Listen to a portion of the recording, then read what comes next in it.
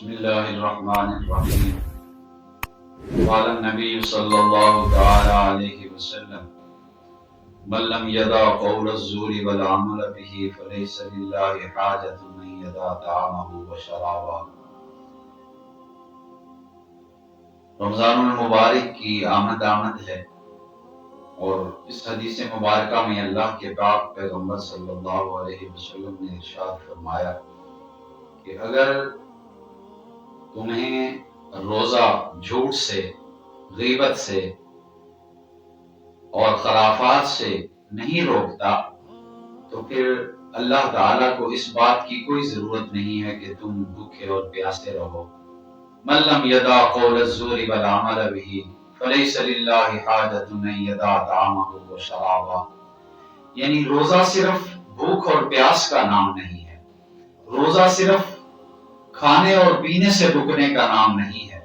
بلکہ روزہ ہر عیب دار چیز سے رکنے کا نام ہے، ہر گناہ سے رکنے کا نام ہے۔ روزہ غیبت سے، جھوٹ سے، چغلی سے، رشوت لینے دینے سے اور تمام تر برائیوں سے رکنے کا نام ہے۔ انسانی وجود کے ہر عضو کا روزہ ہے۔ آنکھ کا روزہ کہ آنکھ غلط استعمال نہ ہو، زبان کا روزہ ہے کہ زبان سے جھوٹ نہ نکلے، غیبت نہ نکلے، چغلی نہ نکلے، گالی نہ نکلے۔ اسی طرح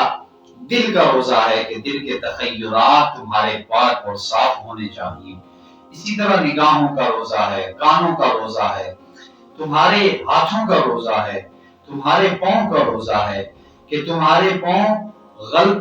کام کی طرف چل کے نہ جائیں، تمہارے ہاتھ سے کوئی غلط کام سرزد نہ ہو۔ یہ ساری چیزیں اس لیے اللہ کے پاک پیغمبر نے ارشاد فرمائی ہیں کہ من لم يدع قول الزور والعمل به فليس لله حاجة ان يدع طعامه وشرابه، کہ تمہارا صرف کھانے اور پینے سے رکنے کا نام روزہ نہیں ہے۔ پھر اللہ تعالیٰ فرماتے ہیں کہ ایسے روزہ دار کو بھوک اور پیاس بھی برداشت کرنی چاہیے کہ وہ بھوکا اور پیاسا رہے اور باقی وہ سارے گناہ کے کام کرتا رہے اور صبح وقت سحر کر لے اور وقت افطار پہ بیٹھ جائے۔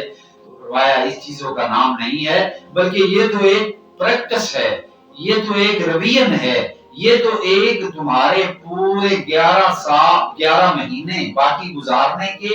یہ چیزیں ہیں کہ تمہیں وہ پریکٹس ہو جائے، تمہاری رگروٹی ہو جائے کہ ہم نے پورے 11 مہینے بھی اس انداز سے گزارنے ہیں کہ آج کا دن میں نے جس طرح گزارا ہے، آج کے دن جس طرح میں نے جھوٹ سے، غیبت سے اور تمام عیبوں سے پاک صاف ہو کر گزارا ہے، اسی طرح میں نے